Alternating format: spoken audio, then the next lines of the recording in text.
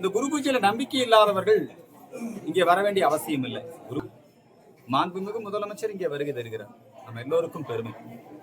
ஆனால் இங்கே வருகை தந்து விட்டு அவர் வர்றதுக்கு முன்னாடியே வந்து இந்த கோயில் இருக்கக்கூடிய பூசாரிகள் காதல சொல்லி தீபாரண தட்டை எடுத்து ஒழிச்சு வச்சுட்டு அவர் வந்து ஏதோ அஞ்சலி செலுத்த வந்த மாதிரி வந்துட்டு போறாரு.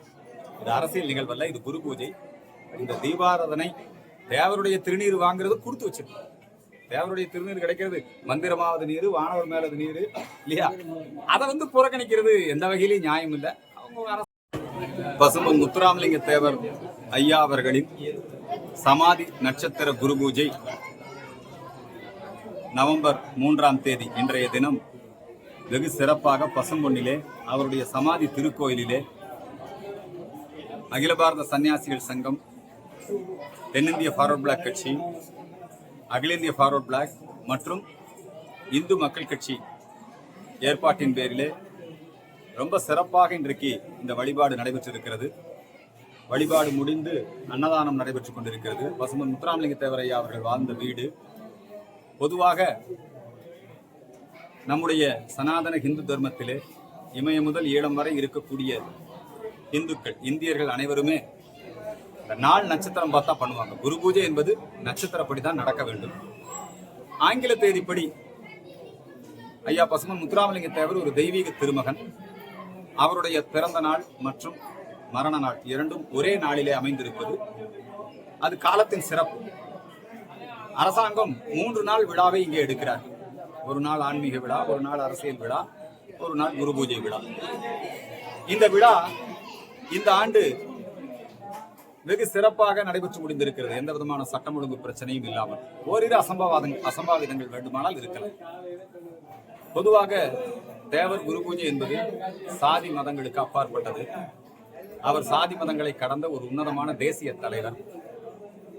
அவருடைய இந்த புனிதமான இடத்திலே வந்து அரசியல் நடவடிக்கைகளை மேற்கொள்வதை அனைவருமே தவிர்க்க வேண்டும். இந்த குரு பூஜையில நம்பிக்கை இல்லாதவர்கள் இங்கே வர வேண்டிய அவசியம் இல்லை. குரு பூஜை என்று சொன்னால் தீபாராதனை இருக்கும், திருநீர் கொடுப்பார்கள், திருநீரை வாங்கி பூசிக்கொள்வார்கள். ஆனால் பெயருக்கு வந்து இது வந்து இங்கே கல்லறையில வந்து அஞ்சலி செலுத்துற மாதிரி பண்ணிட்டு போறதுக்கு அது எல்லோருடைய மனதையும் புண்படுத்தக்கூடிய ஒரு செயல். திருநீர் கொடுத்தா வாங்கி கீழே கொட்டிட்டு போறது, இந்த திராவிட மாடல் அப்படியெல்லாம் நடந்துக்கிறாங்க. அதற்கு பிறகு இந்த ஆண்டு பாத்தீங்கன்னா மாண்புமிகு முதலமைச்சர் இங்கே வருகை தருகிறார், நம்ம எல்லோருக்கும் பெருமை. ஆனால் இங்கே வருகை தந்து விட்டு அவர் வர்றதுக்கு முன்னாடியே வந்து இந்த கோயில் இருக்கக்கூடிய பூசாரிகள் காதல சொல்லி தீபாரண தட்டை எடுத்து ஒழிச்சு வச்சுட்டு அவர் வந்து ஏதோ அஞ்சலி செலுத்த வந்த மாதிரி வந்துட்டு போறாரு. இது அரசியல் நிகழ்வல்ல, இது குரு பூஜை.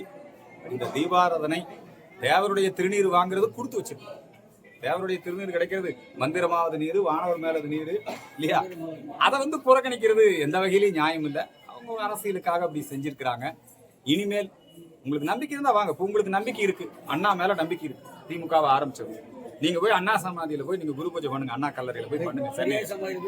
அல்லது ஏடிஎம்கேல இருக்கிறாங்க, அவங்க வந்து குரு பூஜையில் நம்பிக்கை இருக்கிறாங்க, வர்றாங்க, திருநீர் வச்சுக்கிறாங்க, அது வரவேற்கத்தக்கது, பாராட்டத்தக்கது.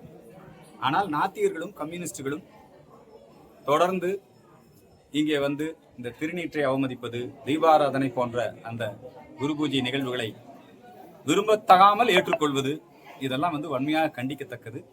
அந்த ஒரு செய்தியை இந்து மக்கள் கட்சியின் சார்பிலே இங்கே பதிவு செய்கின்றேன். வருங்காலங்களிலே இத்தகைய விஷயங்கள் நடக்காமல் அனைவரும் பார்த்துக் கொள்ள வேண்டும் என்பது என்னுடைய